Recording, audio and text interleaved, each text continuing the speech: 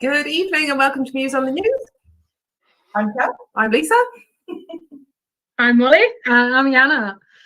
And we are thoroughly delighted to be joined by Emma Goswell this evening. So Emma is a radio presenter, author and podcaster extraordinaire and has brought out this fantastic book.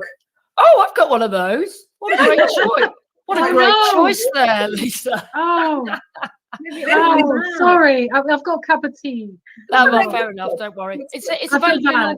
It is available in all good bookshops, which amazingly are actually open. So this is my first and only book, and I managed to launch it during a pandemic when no one could actually go to a bookshop. But thankfully, online retailers have been fantastic. So yeah, it's out. It's there. I never thought I'd be a published author in my life, so I'm very excited. And it's amazing, beautiful, isn't it? I mean, it's a really, really lovely book, and we've thoroughly enjoyed this. And you know, just a real variety of stories and experiences, and yeah, a really, really good read. So get your hands on it if you don't have one. Coming Out Stories by Emma Goswell.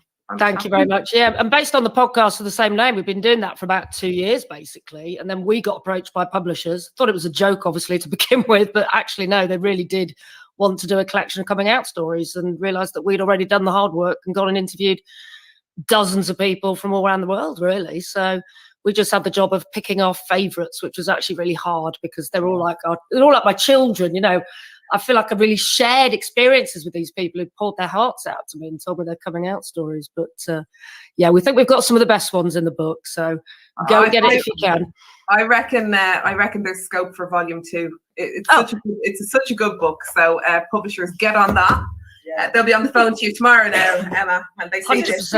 Anyone remember a book in the 90s that was sort of similar? I think it might have been American. It was called Early Embraces.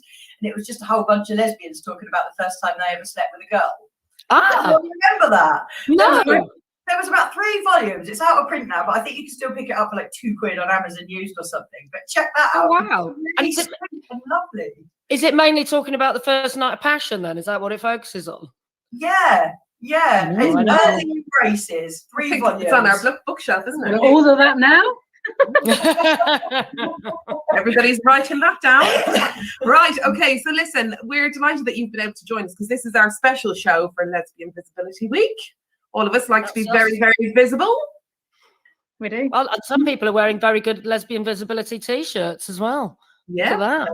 Girls clothes. Queer clothes. Nice to meet you. See my boobs.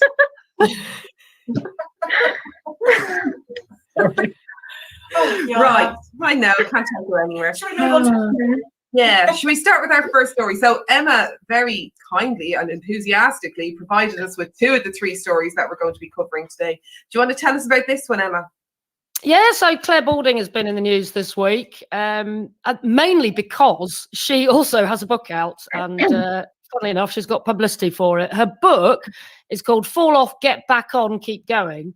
But within the pages of the book, she talks about being out and proud as a lesbian. But actually, it turns out she wasn't always. So actually, when she first started work at the BBC in 1993, she stayed in the closet for nearly 10 years. That's a full decade in the closet. And she talks in her book quite honestly and openly about why she did that. And she actually says she did fear that she'd miss out on some top TV jobs because of her sexuality. And of course, she's probably even older than me. I know that's hard to believe that anyone is really. But she said, I was brought up to think that the only acceptable relationship meant being married to a man with a big wedding in a church. And she said, then I was worried that if people discovered I was in a relationship with a woman, I'd get insulted or I might be discriminated against when it came to like choosing presenters for big events and programs on TV. And, you know, actually, when you look at Claire Balding's career, that didn't really happen, did it? You know, she came out and she was never discriminated against that I know of. And she's gone on and had an incredible broadcasting career. Marrying Alice Arnold, another BBC broadcaster, very astute Radio 4 news announcer. And they got married in 2015. You know, and she's just gone on to do, there was one point, wasn't there, pre-Olympics, where she was just on TV every 5 minutes. You couldn't move for Claire Balding on your screens, really. Yeah, it was the Balding Broadcasting corporation, wasn't it? It was just Yeah. everywhere. But do you think she just timed it very well, her coming out? Do you think if she had come out in 93, 94, it would have been a completely different kettle of fish? See, the thing is, it's difficult, isn't it? But I mean, I think the really telling thing here is that she goes on to say is actually the fear of how you imagine people are going to react is always much worse than the reality. And then she goes on to say most people were actually kind and supportive. And so interestingly, so she joined the BBC in 94, actually, not 93, and came out in 2003. I joined the BBC only a couple of years after that. And I don't remember it being particularly homophobic or scary or dangerous place in the mid-90s and thinking, oh, I can't possibly come out. You know, the man that employed me to give me my job, I'd met on Canal Street in the gay village in Manchester and was an out and proud gay man. So I felt really safe in local radio at the BBC, being out and proud as a lesbian. And that was only 97, something like that. So I just, you know, I think she would have been fine coming out at 93 or 94. But it's the perception, isn't it? You know, and that's the same story that is told over and over again out of people that I've interviewed for my podcast, that people are petrified and they're scared, and then they actually do it. And 9 times out of 10, it is okay. But people remember one time. People remember when Ellen came out, don't they? And that was, you know, horrific for her. And that's what they remember, because her career tanked, and she, you know, she didn't have any work for years and years because of that. And that was kind of, you know, what everyone looked to when they were deciding whether or not to come out, wasn't it?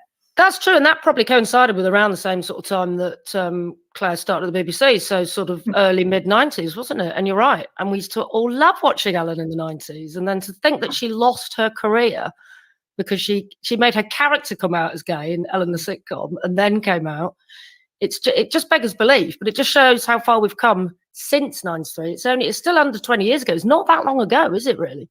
No, But is it possible that maybe she wasn't out to her family? I don't know, but maybe she just didn't want to come out, not just because of BBC, but maybe she wasn't out to her family. I don't know. I don't know, actually. I assumed that she was out to her family, but I don't know. I think she mind the broadcasting she did. Sorry to interrupt, because she does horse racing, doesn't she? And that's seen as a very elite sport, and it's different types of people. You know, not the kind of people she's likely to bump into down Canal Street, really. So perhaps it was the fear of, you know, the elitist attitude of some people. Yeah, I suppose it's always what circles you surround yourself in, or what circles you grow up in, you know. And the same for people that I've interviewed. People have come up very recently, but they were brought up in very strict Muslim households. Or they were brought up in very strict Christian households, and they really, really struggled because, you know, their parents were so devout in their religion and couldn't understand it and couldn't cope that they literally turned their back on their child, you know. So depending on what environment you're brought up in or you're surrounding yourself by, it's not always a tolerant place out there, is it? It really isn't. No. Yeah. I think the thing with Claire Balding is she really, really knows her stuff. Like, she's a really skilled commentator and broadcaster. She really is a valuable asset to the BBC.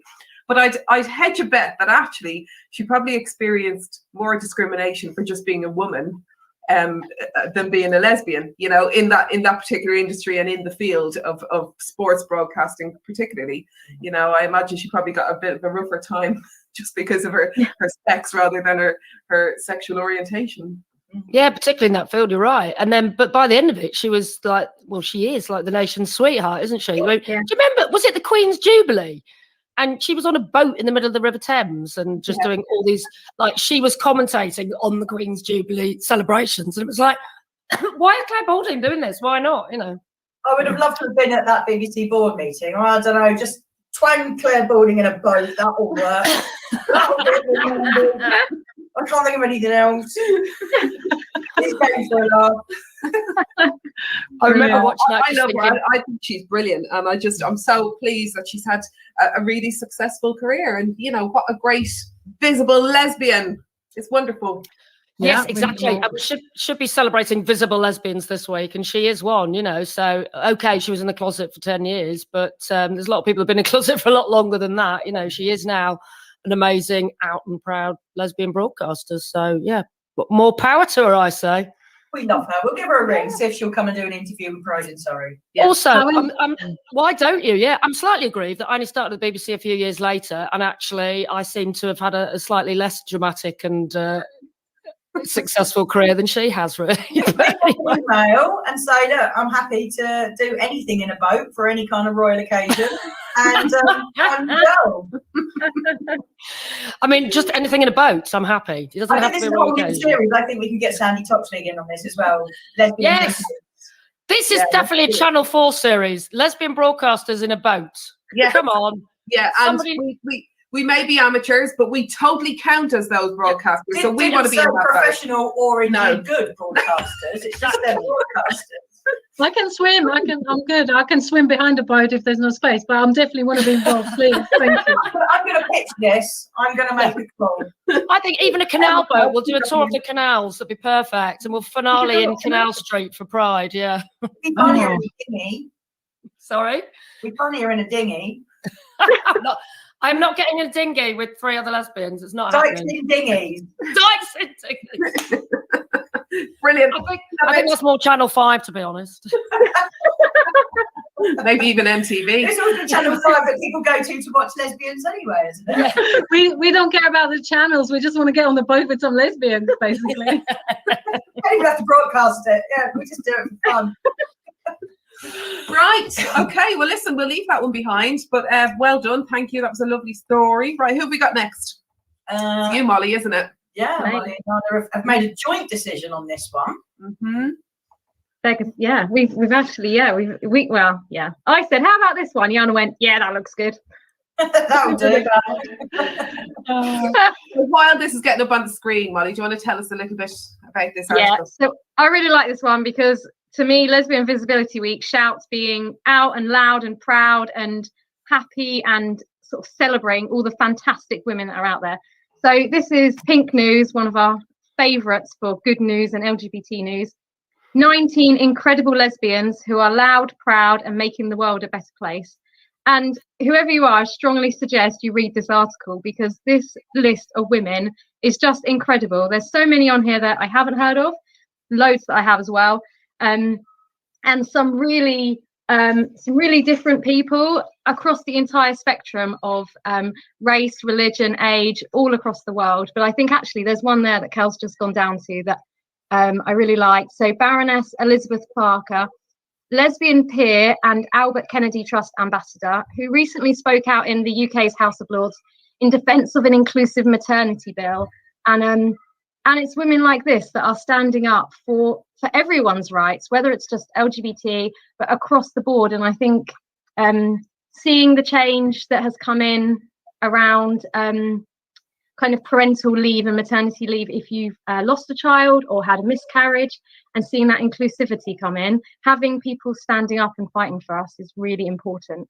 But there's actually another one I really wanted to speak out, which is Jessica Kelgrin Fozzard, who I'd never heard of, who's a YouTube star, and she's a disability advocate. And she's pregnant at the moment, and she basically raises awareness of disabled queer parents. And I thought that's really nice, actually, that the disabled community is getting a voice out there as well. And actually, I think there's been a misconception for a long time that actually, if you're disabled, you maybe can't have a family, and there's absolutely no reason why not. You know, you may not be able to actually carry a child, but in quite a lot of instances you can. So having someone stand up and go, yes you can, and I'm going to fight for your equal rights. So yeah. There's one more that we wanted to talk about. Again, never heard of her. Sounds fantastic. Her name is Jane Ozan, and she's an evangelical Christian director. Ozan Trust works with faith groups to eliminate anti-LGBT discrimination. What's this say, my darling?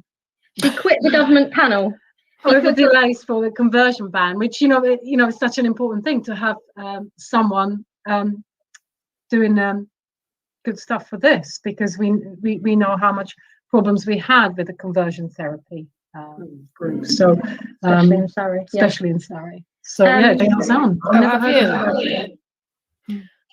Yeah, it's still unbelievable that it's not even illegal in this country yet. So there's still a long way to go, isn't there, really? Yeah, it seems to keep being pushed back, doesn't it? Yeah, it's been into the long grass, and it will be. And there's been leaked letters from Boris to Churchley. Oh, free speech and all that, and you can still do what you want in church, old chap. So, you know, he's not actually giving any indication to the people that are advocating conversion therapy that there's going to be a ban. So we know what which, you know, it's such a shame, because Theresa May was actually very for banning conversion therapy, and it just seems to have fallen at the last hurdle, you know. And it's such a pity. But I tell you what, there was a couple of people that my eye was drawn to in terms of being visible lesbians. So the first one is Megan Rapinoe. Got to talk about her. That was my next one. Huge fan of Megan Rapinoe. I mean, she's just, the coolest footballer that ever walked the planet, surely. And she looks more like Pink than Pink looks like Pink now, doesn't she? And she's amazing, and she's out there and proud and visible with her other half. I think they're married now, aren't they? Yes, wife so. now, yeah. Yep. And yeah, brilliant. And see her at the highest levels of sport, just fantastic, isn't it? And that's got to be inspiring for our young making lesbians. a stand as well, and being a role model for our community and for young people. She's not just a footballer, is she? She's a proper role model. And she really speaks her mind as well, doesn't she? So, like when they were in the Women's World Cup, and then Trump said, "Oh, if you win the World Cup, you can all come to the White House and I'll honour you." And she went, "No, thanks. No. I'm not going. I'm not coming to your house." Oh, why would you? But yeah, she's a real trans rights activist as well, and all about gender pay gap. It's nice to have somebody out in sport, isn't it? Because actually it's still a little bit slow on the professional sports field. So it's getting better. It is getting better. Yeah. It is. So thanks to people like Megan. Yeah, absolutely. But I wish it would catch up in the men's game. That's what I was just going to say. I hope that they can draw some inspiration from these fantastic women being out and proud. And our rugby boys are doing quite well, aren't they?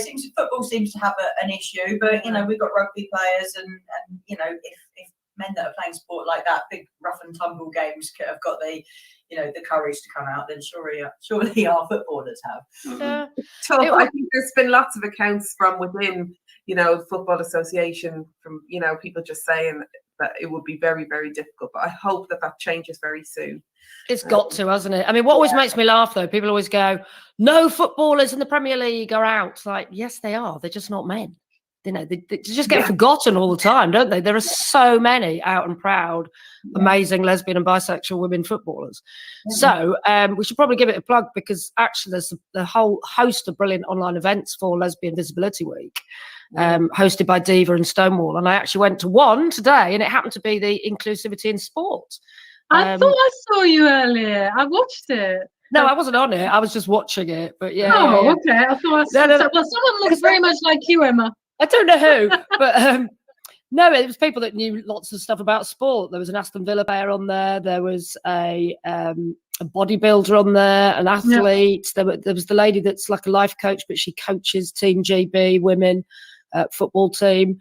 And the woman that hosted it was from the FA Women's League.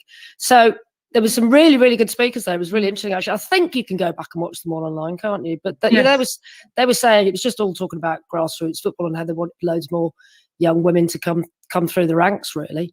And then, interestingly, they said they didn't want it to become exactly like the men's game. They'd like to have some of the money that the men's game get and the attention, but they don't really want it to be like that, because it's not the same, is it, as grassroots football?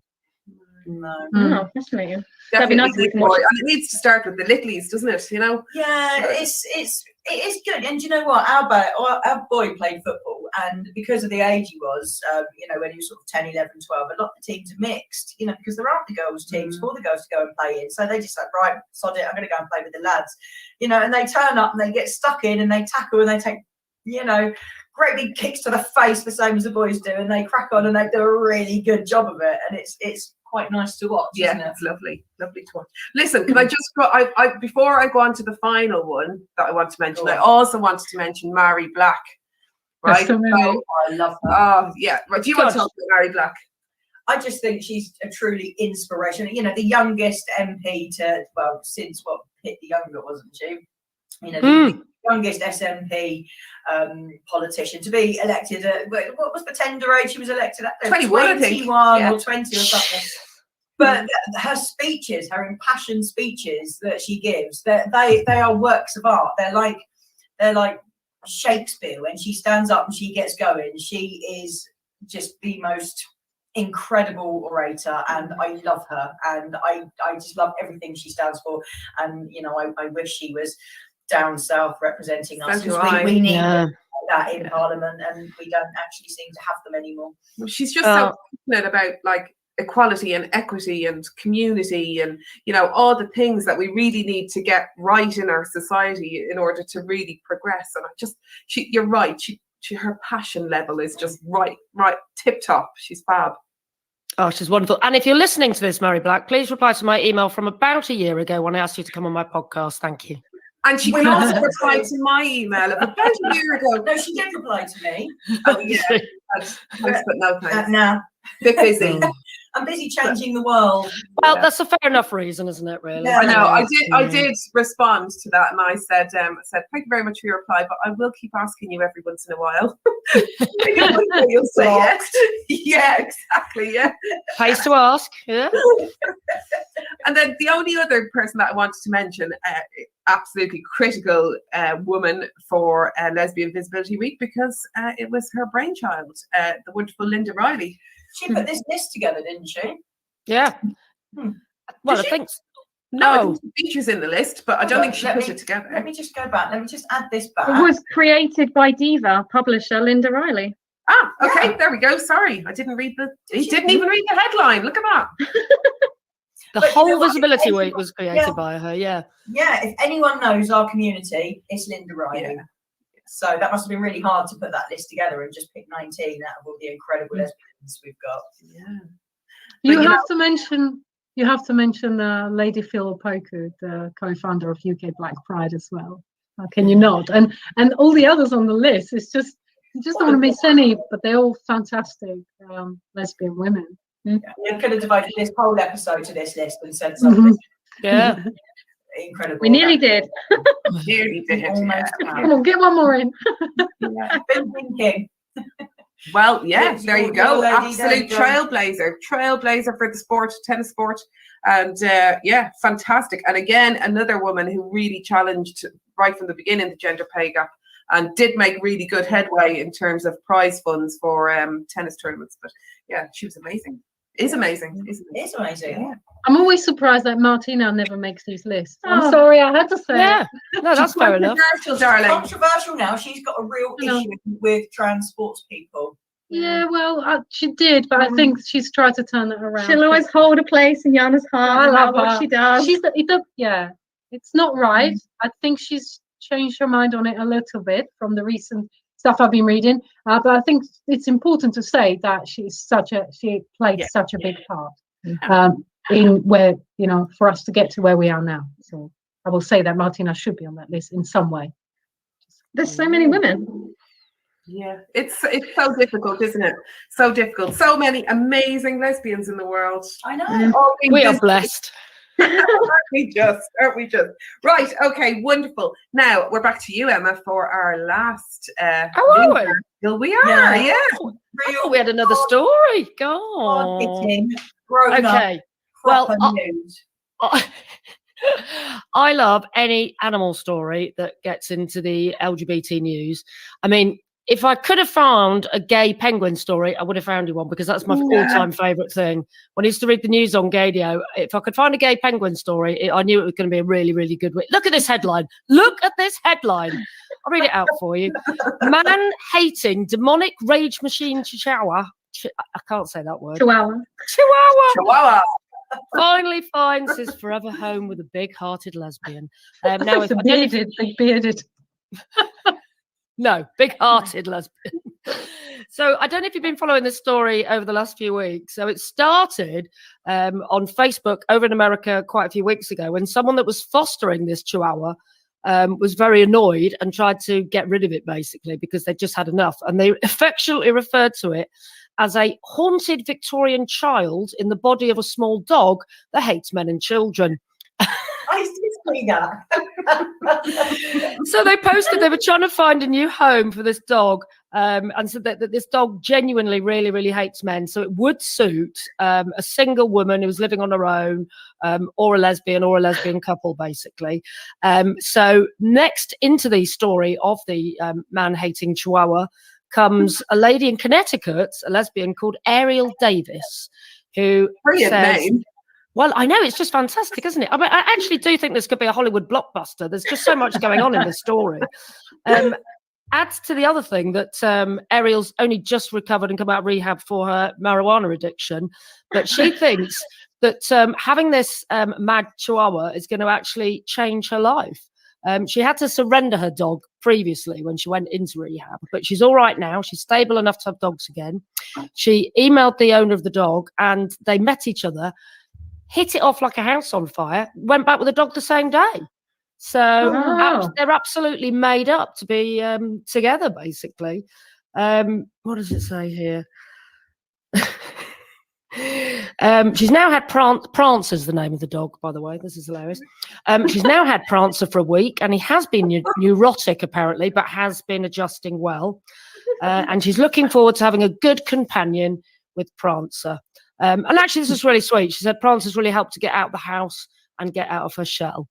So there you go. That's nice, isn't it? And she's already started an Instagram account for Prancer, which apparently already has tens of thousands of followers. So there you go. But hilariously as well, the woman that originally put Prancer up for adoption, said, I can't cope with this dog anymore, has since posted saying his adoption day was one of the best days of my life. On the flip side, I couldn't help feeling a bit wrong. It was like expelling myself with a demon and passing it on to someone else. Oh dear. Oh, our visions of this chihuahua being taken out for its walk and going absolutely mental at any man that they happen to pass by in the street. They're crazy beasts, though, aren't they, chihuahuas? And they get the red eyes and the snarl. Yeah, I love the description of them, though. A haunted Victorian child. But you know, I'm sure there are some really lovely chihuahuas out there, but I've always perceived them as being somewhat evil. Little and angry. Yeah, I've never had much time around chihuahuas, so I don't know really. Spend far too much time with shih tzus, but yeah, I mean, they sound scary, don't they? Well, that one sounds particularly scary. So I feel like we need an update, or maybe we all just need to follow Prancer, the demonic man-hating chihuahua, on Instagram and see how he's getting on with his new lesbian owner. But well done, like a match made in heaven, though, right? It's got to be like. She sounds like she probably needs the company. Yeah, exactly. Having like a focus, isn't it? So, you know, they can bond and she can calm the dog down. And but proper dogs, you know, nice big fluffy dogs that let you use them as pillows, and they're just big hungry idiots that love you regardless. That's a nice friend to have, rather than one that's probably going to eat you if you fall asleep for too long. Yeah, like a chihuahua could eat you. They're a bit small, aren't they? Have a really good go, though, wouldn't it? just have a nibble around the edge. It would have a gnaw, yeah. You know, if you were in a deep sleep, or you might have had, you know, a small glass of dry sherry, it could probably get down to the bone on a wrist or an ankle or something. Yeah. 15, 20 minutes. Yeah, but if he has an episode, I bet he could cut that time in half. I mean, this is an interesting debate. I don't know who's going to settle this. I mean, is there any scientific research into how much of a chihuahua could eat of you before you realised? I don't know. Bound to be some. I feel that we can speak with some authority because we have a pet with a mental health issue, right? That's no joke, right? So our cat Tony, we have spoken about poor Tony, haven't we? Tony has never tried to eat somebody. He's tried to eat me. He's bitten you. It's not quite the same. He's a bit cuckoo, isn't he? You have to give him drugs and stuff. Yeah. Can you use cuckoo? Cuckoo? Oh, I'm not sure that's politically correct. Well, in any case, he's not very well. He's unwell, Jana. Yeah. I'm Not so very- sorry. It's okay. Don't He's worry. all right. He's getting better, actually, now. He's a lovely cat. Yeah, we love Tony when we Get see him. better. Yes, get He's better. getting better. He's on the right medication now, and he's got a new lease for life, and he's keeping himself busy, and he's not dwelling on it anymore. good. The medication hasn't quite bankrupted you yet, so Oh, It is stop. getting there. Yeah. We've had to stop feeding the children in order to pay for Tony's pills, but you've got to make sacrifices when you love your pet. Poor Tony. Can you get him an Instagram account, please? Because I feel like I need more information on Tony on a regular basis. Well, I think he needs a whole podcast if we can talk does. about the show. His issues are complex. Like because of his problems, he's not allowed outside. Okay, so his claws are too long, right? So that's a big issue. Secondly, he's very overweight because he's not allowed outside. Yeah, he's been Tony from Teddington now. He's massive. I carried him up the stairs the other day and my arm nearly fell off. He's Could you get him a little catty treadmill of some description? Do they sell those? That might work. I'm gonna just put a Kindle up there with some cat yoga. Cat yoga, great idea. Why Yeah. not? Poor old Toad. Funny anyway. story. Funny story about adopting animals. Our friends, the gay couple actually, Steve and Stephen. Hi, Steve. You might remember them. They did a cook along with us once. They made a lemon meringue pie. It was very nice. Yeah, they recently adopted a dog called Bucky. I think he has no issues with men or women, so he's happy with the boys. But he doesn't like kids so much, so he was obviously a bit mistreated by the kids. So when I saw Stephen the other day, he said, "Wouldn't it be a good idea to get Molly?" Where is this going? I would stop, Jana. I would stop right there. So hang on. So Steve was prepared to sacrifice Molly, and Emma, you won't know this, but Molly's about 4 foot nothing, right? So she's teeny small. So you've got to go pretend to be a child to climb Train the dog. What's his name? Bucky. Bucky. Yeah. And Steve's used to be a friend to Molly. I don't think he is any longer. Not anymore. But You just took a foot off my height. A whole foot. You know how bad it is being 4'11". You can't make me 4 foot. Sorry. That's important. 11. Anyway, Molly's really tiny. anyway, I thought it was really I funny can't that he suggested, because Molly's quite small and looks really young, that maybe Bucky could get used to her thinking she's a child, and that way we could train the dog to like kids. So good luck with that, Dog. If not, maybe I'll get my arm chewed off first. I'm going to do the research on that. What kind of dog is Bucky? Oh my God, he is 13 different dogs. Yeah, he's a bit of a kind of a. He's got Chihuahua in him, and one of the big racing dogs as well. Right, okay, so remember, 15 minutes on the wrist, probably less for you, child-sized person.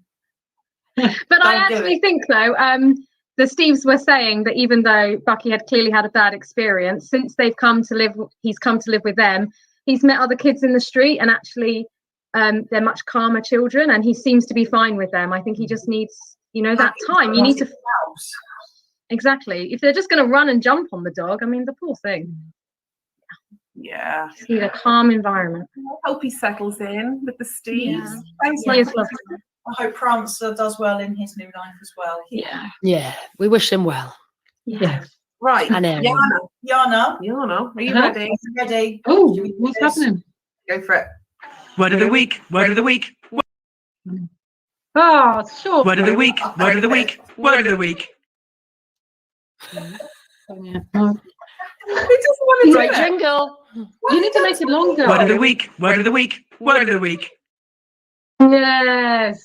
Oh, it's Put it on. It's you! It was you clicking that. Right, stop. Word of the week. Word of the week. Word of the week. I said don't put it on the screen. Yeah, but it ran 3 times. I mean, you can only bump it up for so long. Anyway, I come across this word and I thought, wow, what a fantastic word for Lesbian Visibility Week. But it doesn't mean anything that I thought it could mean. I love the word though. It's bean feast. And bean feast apparently means something completely different to what I thought it would mean. And it means an annual dinner or party given by an employer for employees. So bean feast. Okay. Well, I really like that because we're self-employed, which means technically Lisa's my boss. So I'm going to be asking for a bean feast. But I think you'll be thinking, oh, anyway. right. Well, I'm look, not sure I've ever heard of this. No, neither have I. I think Jana makes them up half the time. I've just googled it, and it's right. That's what it says here as well. I didn't make it up. It's British, an annual dinner given to employees by the employers. But I've never had. All you get is a Christmas party, and if you work for the BBC, you have to buy your own anyway because license fee pays money and all that. Yeah. Well, I think we should bring this back. I think we should campaign to bring back the expression bean feast. Yeah. And It get sounds employers very- to put their hands in their pockets and buy all the workers a nice meal at least once a year. Yeah. I would like to get Mari Black to eloquently debate this. Yes. I would love that. It would be good. It would be good. I love it, Jana. Well done. Well done, Jana. They're just getting more and more splendid. Thank you. I don't know why, but somehow in my head it sounded very lesbian. So I thought It's very lesbian. Yeah. Say no more. So I'm not saying anything. But you don't know why. I know why it sounded lesbian. Oh yeah, I know we know. Right. Anyway, what was last week's word? It wasn't for hoodoo. Boo-ha-ha. No. Boo-ha-ha, yeah. Yeah. What? Have you heard of that one, Emma? What is it? Food? Brouhaha. Oh, a brouhaha. Yeah. I Oh, heard it. I've not used that in a long time. A brouhaha. Love a brouhaha. Yeah. Mm. No. Well, So Brilliant. you want a brouhaha bean feast. That's what we want. That I sounds gotta be messy. honest. It was the word last week was provided by Molly's mum, and she actually sent me a word for this week. And I couldn't use it. I simply couldn't use it because it just wasn't lesbian enough. Save it for next week. Save it for next week. next week where we can I- just. We put it in the bag. We have. Okay, Yeah. we'll do that next week. Yeah. I feel like it's a really good word. So something to look forward to. Can't wait. Everybody's favourite segment of this show. I'm just on the edge of my seat waiting for this goat. The only reason Dylan ever tunes in. Hi, Dylan. Hi, Dylan. Hi, Dylan. Okay, hi Dylan. Hi, Dylan. Oh God. Oh, so this week's Goat of the Week is Janet from Brighton. She was nominated by her girlfriend Claire. She doesn't work at the moment, but she spends a lot of time running the dales and hills and writing poetry. Oh, I love her. Of Love course, her. she's from So for people Brighton. who are listening on the radio, right? Okay, so I always try and do a bit of a description. So we've got a lovely picture of Janet perched. Well, she's lying down on a lovely hill with a rainbow in the background, looking super sexy for a goat, I think. You know, she's white and she's got like some brown patches and some lovely curly horns. I love her. Those horns are very unique, actually, aren't they? That must be a very specific breed of goat, I would say. Not that I'm an expert, but it's not your average common garden goat, that. Yes, the double horned Brighton goat. You certainly wouldn't see that kind of goat in a garden around here. No, Mm. right. You wouldn't. Nor here. All of us have just regular goats. Kel, and you said she had a girlfriend and she's from Brighton. Is that correct? Her girlfriend's Claire. Yeah, she nominated her. I But lesbian was goat is told fine. this week of goats being nominated, but I specifically chose lesbians to celebrate Lesbian Visibility Week. Quite Okay, right. that's good. Quite right too. I mean, are most of your goats non-lesbian then? Is that what happens? You mainly get straight goats You know, on we the don't show? discriminate.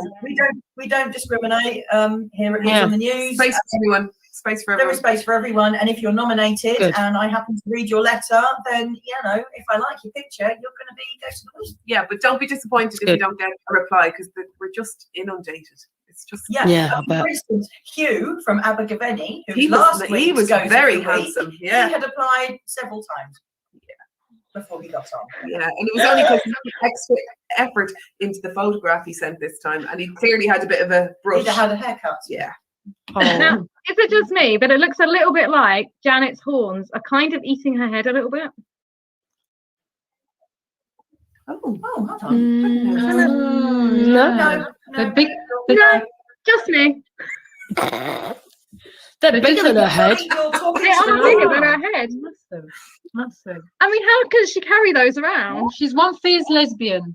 She is. She is. That would be painful to do a lot of headbanging because that would be a heavy thing to do, wouldn't it? Are Something those to horns, consider. are they hollow or are they solid the Yeah, whole way because you can through? drink beer out of them. Yeah. Oh. But But they're it's quite. not only when they're like detached. Well, when it's on. God, this is just Are not. they hollow like on the head or are they? Yeah, but they're very thick, aren't they? They're really, really strong. Yeah. I mean, you'd know about it if Janet approached you from the rear, from your rear end, and give you a headbutt up the arse, wouldn't you? You'd know about it. You would. You wouldn't argue with Janet in a public lavatory No. about something. No, you're right. Okay. We'll leave Jana to her girlfriend in Brighton. Don't come near us, Janet, with those horns. Right, I think okay. you're judging Janet based on her appearance, and I don't think that's. Listen, should we just have... I'm not even going there. We've got a few minutes left. Should we just have a quick, 5-minute chin wag about why it's important that we have Lesbian Visibility Week? Yes. Yeah, right, go. Who thinks it's really important? Or is it not important at all? Yeah, visibility for everybody is important, and it's for the next generation, isn't it? It's for kids growing up who are in homes where their parents or their peers never talk about lesbians or gay people or trans people or bisexual people or non-binary people. So you can't be what you can't see. You know, I've interviewed people who didn't come out until they were in their 40s or 50s because they had nobody in their community or anyone talking about it, you know, and that's a terribly sad and confusing place to be. So the more people are out there, the more that it's normalized, the more, you know, broadcasters, the more sports people, the more soap characters, the more everybody out there can say, oh yeah, I do this, this, and this, and this. And also, and by the way, I'm a lesbian. It's not that important, but just normalizes it. The better it is. The better it is for young people coming out. 100%. Absolutely, couldn't agree more. Molly, do you think, like, in your youth work capacity, that young people are aware of it? Do they know about it? Do they value this week? Yeah, definitely. I mean, at Twister, we try and, you know, I've got the calendar through the year, and obviously we're so blessed now that we've got visibility days for every part of the spectrum, which is just fantastic. And I was just having a conversation the other day with a young person who isn't sure where they fit in their labels. And I said, actually, you don't need to have a label. And they said, but actually, I really want a label, but I'm not sure exactly which label fits me. And actually, there's some really nice ones now that kind of cover, you know, when you're just exploring, and it's really nice to see young people coming up to me and going, look, I kind of like girls, but I like boys, but also I like these people and those people, but I want to have a label so I feel like I belong, especially because we work with a lot of autistic people and they work really well having labels and being in a box. So actually, I know sometimes we say there's too many labels, but some of the ones that cover you while you're exploring actually can really make you feel a little bit happier and like you still belong somewhere. Otherwise, I feel like you're in that middle ground where you're not sure if you're a lesbian or a bisexual person, and you don't feel like you belong. So, I mean, visibility, fantastic. I mean, we talk about it all the time, whatever visibility it is. So, yeah. That's so interesting. So interesting to hear that some people want those labels and really, you know, associate with them and need them, because a lot of people just go, no, hate labels, don't want them, we don't need them. But yeah, it's nice we're to all feel different, aren't we? part of a gang, I suppose, isn't it? Yeah, and especially if you don't maybe have that at home, or you don't have that peer group at school, actually knowing that you belong somewhere and you feel safe and you can then explore in that and you're not going to be judged. So it really helps some young people and some adults, I'm sure, as well.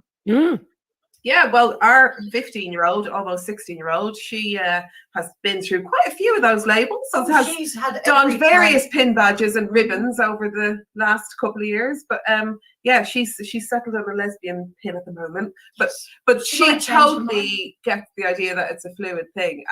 But you're absolutely right, Molly. She's loved when she's been sort of figuring things out and exploring a little bit and trying some different things, that she's been able to say, oh, well, maybe it is that category maybe that suits me best. I think it is really valuable to have that. Yeah, so it's good. It's all good. All positive. Absolutely. Do you reckon, Jana? Yeah, exploring is so important because it makes you understand and helps you understand. But you can't do exploring sometimes without the support. And I think it's really, really good that here you've got great youth workers like Molly, and you know, in schools you talk about it more, and then you've got famous lesbians to look up to, and people on television and radio like Emma talking about it. So yes, it really helps. I mean, me coming from a communist country, as we spoke about it so many times, I was clutching straws trying to find someone to look up to or someone to talk to. Even I couldn't talk to my family. At school it was a big taboo. And you know, it was that one tennis player on the TV that I was looking up to that I'm not going to mention again because I keep talking about her a lot. But she helped me come out, and if it wasn't for her, like, I would have struggled so much more. So I'm just happy that these young people nowadays have people, and not just the famous people like us. You know, the work we do for Pride in Surrey, the work Emma does, and you know, it's so fab for these young people, and I'm so happy. You just sparked a little memory in me. Actually, I just took myself back to when I was a teenager, and you said you were in Poland, but I was in Surrey, and I literally thought in 1989 that I was the only lesbian and I was the only gay person, and I really had. Yeah, Martina Navratilova was the only person that I could name, or maybe Katie Lang. Was she out then? I don't know. But I mean, yes, I could list. She was, yeah. But I could list loads of men. There were loads of men that were out and gay and proud. Jimmy Somerville, Andy Bell in her age, Holly Johnson's, there were Boy George, of course. There was all that going on in the 80s. But actually, there were no women, and I literally felt so isolated. And that just showed, and I felt terrible. And I felt I was in the closet for a short amount of time, but I was in a really bad place. And that's because there were no visible lesbians. So, yes, it is so important to have those people out there, you know, for 17-year-old me's, basically. And hopefully it's a lot better than it was in 1989. I don't doubt it is.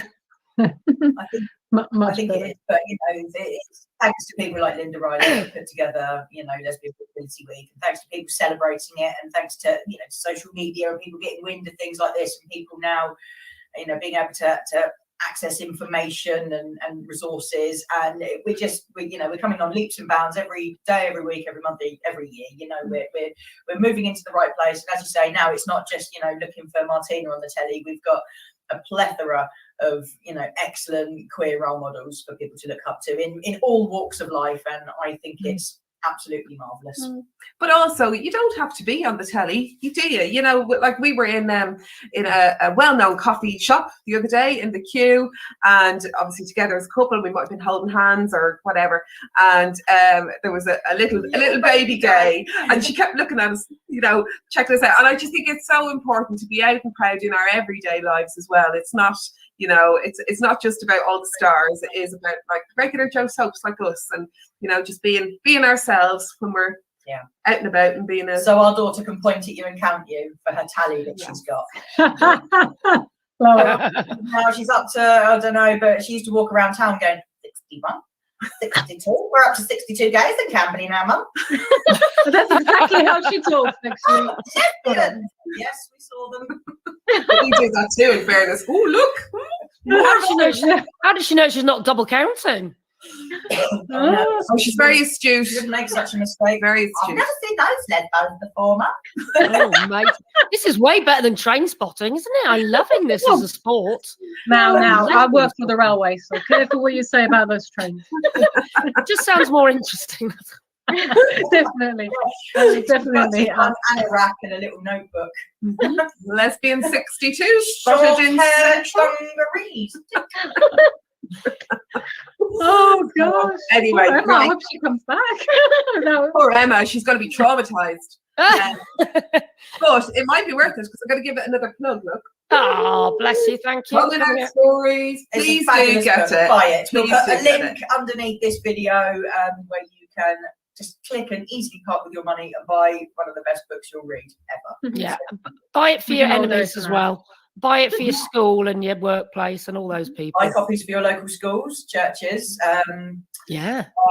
conversion therapy centres. Yeah. Oh, don't put them in with the churches. We've got some very good churches, but we've got some really bad ones. But what's really nice about this is there's little photographs of the people who've contributed and little quotes that have been taken out. So it's a really lovely book to just sort of, you know, dip in and dip out of. Yeah. Brilliant read. Go for it. Find it. Thank you. And do you know what? From my school days back in Surrey, when I wasn't really out at school, I've had at least 2 or 3 people message me from school on Facebook who I haven't spoken to since 1989 and say, I've bought your book for my son and my daughter, and it's really helped them. So I was like, it's really touched me. It's happened a few times now. So yeah, amazing. Well done, Emma. Thank you. Thank you for writing that book. I think it's so important. Yes, and thanks for your podcast. Where can people find your podcast, Emma? Wherever you get your podcast from. So it's on Acast, it's on iTunes. I listen on Spotify, but just type in Coming Out Stories and you should see a nice rainbow mosaic. And there's at least 50 on there. So no matter how you identify, wherever you are on the spectrum or in the LGBTQ plus family, you'll find a story to inspire you and interest you, hopefully. Yeah. Oh, we love a bit of rainbow. Yeah, feel good book. It's really good, really, really good. Right, Emma, thanks a million for joining us. You stepped into the breach at the last minute, and we really appreciate it. And maybe you'll come back again. Do you think you would brave it a second time? Well, if only to see who's going to be better than Janet the Goat from Brighton. Well, you know, if you've got any time on your hands, I'll send you a sack of the mail we get each week, and you can have it, and we can select together. I mean, I'm very busy, but yeah. So am I. I've got 4 mail bags full of goat nominations. And don't forget the words. I'm getting mail for the words of the people as well. So, yes. You know. Yeah. Just admitted Molly's mum sends them to me. Oh, right. And on that note, Yeah, it's been a great episode to celebrate Lesbian Visibility Week. Thank you so much, Emma, for joining us. Thanks, girls, for coming along. And Thank you. nothing more to be said. We'll be back again next week with another range of comedic, mental stories. nonsense. And And yeah, we'll see you next week. Yeah. All all right. right. Good Bye. night. Thank you. Thank you. Cheers.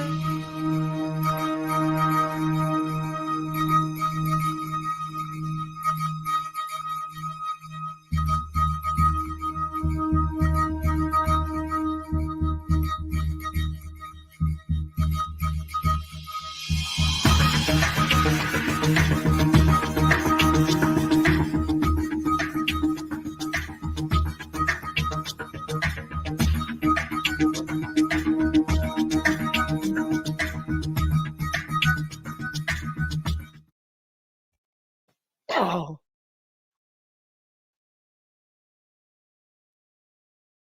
Hi, my name's Bethany Rose. I'm a spoken word poet and I talk a lot about what it feels like to have mental health issues, to not feel yourself, to feel sad and to feel alone. I know that sometimes it's really difficult to reach out, but Pride in Surrey are offering a service where you can just text talk to 88440 and there'll be somebody on the end of the line to help you with whatever you need. And we all want you to remember that you are not alone.